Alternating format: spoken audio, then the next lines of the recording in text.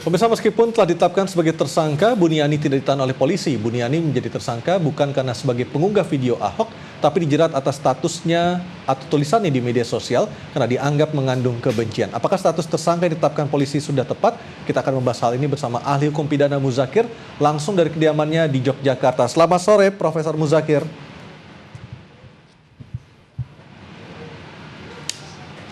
Selamat sore. Ya. Prof. Muzakir, polisi memastikan Buniani tidak ditahan tetapi dicekal. Dari sisi hukum pidana, Bapak melihatnya seperti apa?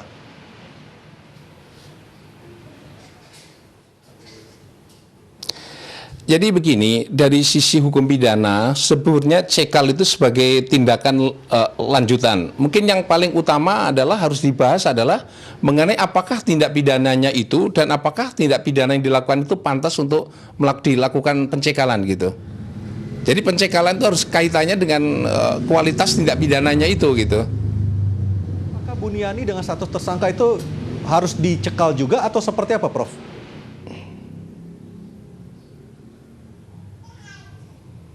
Oh tidak, tersangka itu balik lagi, tersangka tergantung tindak pidana seperti apa gitu ya. Jadi tidak bisa bahwa sekaligus tersangka sekaligus pencekalan, itu tergantung pada orangnya juga. Apakah dia frekuensi keluar negeri itu terlalu sering, potensi untuk pergi ke luar negeri itu memungkinkan nggak terhadap tersangka tersebut gitu.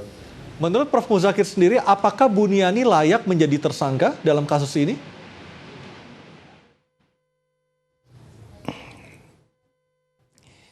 Jadi ini agak blunder sedikit ya. Yang pertama adalah Buniani termasuk salah satu orang yang mengunggah materi yang terkait dengan dugaan penistaan agama ya. Jadi kalau dia mengunggah materi penistaan agama itu dari pernyataan-pernyataan yang bersifat publik, maka pernyataan yang bersifat publik itu adalah untuk umum. Jadi kalau untuk umum, jadi orang pidato untuk umum, yaitu bisa di-share untuk umum juga nggak menjadi masalah, kecuali dalam pidato dinyatakan off the record gitu ya. Jadi kalau mereka mengunggah nggak menjadi masalah. Tapi kalau tapi kemudian dinyatakan itu bentuk yang lain daripada perbuatan konten daripada unggahannya itu, menurut saya itu harus dilihat dari konteksnya. Kalau dia hanya misalnya mengunggah Al-Quran Al-Ma'idah 51, ya tindakan mengunggah materi Al-Quran 51 itu bukan sebagai tindak pidana.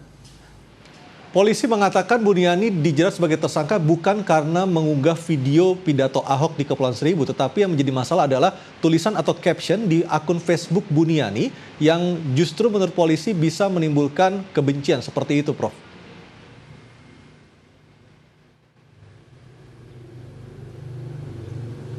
Ya, saya kira gini, materinya itu apa di dalam akun itu ya. Jadi kalau materinya di dalam akun itu juga menyinggung-nyinggung isi daripada ajaran Islam yang diimaninya, ya itu tidak bisa dikatakan sebagai sesuatu yang menimbulkan apa yang disebut sebagai tindakan-tindakan yang bertentangan dengan hukum gitu.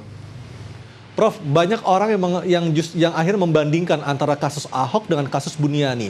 Ahok menjadi tersangka setelah polisi mendengarkan keterangan dari saksi ahli bahasa, saksi ahli hukum pidana, dan juga saksi ahli agama. Sementara Buniani tanpa mendengarkan saksi ahli yang tadi saya sebutkan, langsung ditetapkan sebagai tersangka. Bagaimana Prof. Muzakir melihat hal ini?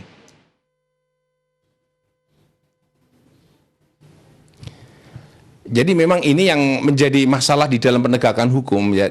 Penegak hukum itu harus memiliki standar yang jelas tentang perbuatan mana yang dianggap sebagai penodaan dan perbuatan mana yang sebagai penghinaan atau perbuatan mana yang dianggap sebagai tindak pidana dalam hubungannya dengan komunikasi publik seperti ini gitu ya.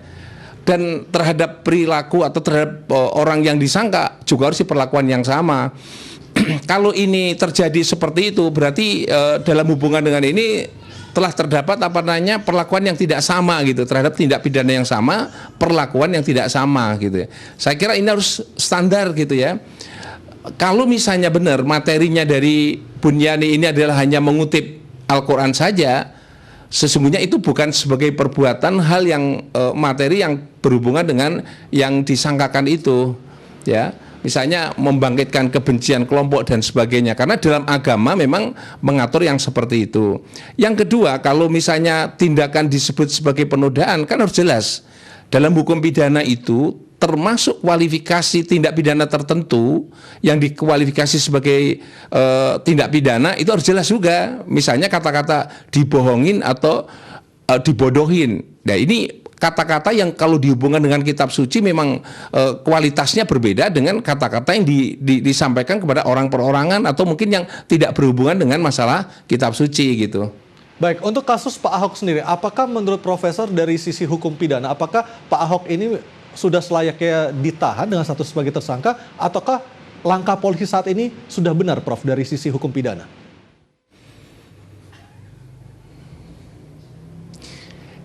Jadi sesungguhnya tadi balik lagi masalah ditahan atau tidak ditahan itu mestinya harus keputusan yang dibuat oleh penyidik, ya. Tidak boleh oleh lembaga yang lain gitu. Jadi dibuat oleh penyidik, dan penyidik menahan itu tentu saja harus ada alasan menahan dan tidak menahan gitu ya. Nah, umumnya kalau menahan tidak menahan itu ada dua unsur, subjektif dan objektif. Nah, mungkin yang objektif tidak menjadi masalah, yang paling penting perasaan subjektif atau keputusan pertimbangan yang subjektif itu harus diobjektifisir dalam kaitannya dengan kepentingan publik gitu ya. Jadi kalau misalnya subjektif, saya kira itu nanti bisa salah ya. Maka istilah bahasa hukumnya adalah perasaan subjektif dalam menilai fakta, apakah dia melarikan diri dan sebagainya, itu harus diobjektifisir yang orang pada umumnya itu bisa menerima orang itu ditahan dan orang pada umumnya menerima bahwa orang itu tidak ditahan. Tapi di sisi yang lain hukum harus ada equality before the law. Jadi mereka kalau misalnya berkualitas seperti itu ditahan, ya yang lain ditahan juga sama-sama ditahan. Kalau yang kualitas seperti yang lain tidak ditahan, itu juga tidak ditahan. Jadi ada standar dalam praktek begitu. Baik, Profesor Muzakir, ahli hukum pidana dari Universitas Islam Indonesia, langsung dari Yogyakarta. Terima kasih atas waktunya berbincang bersama kami di iNews Petang. Terima kasih, Prof.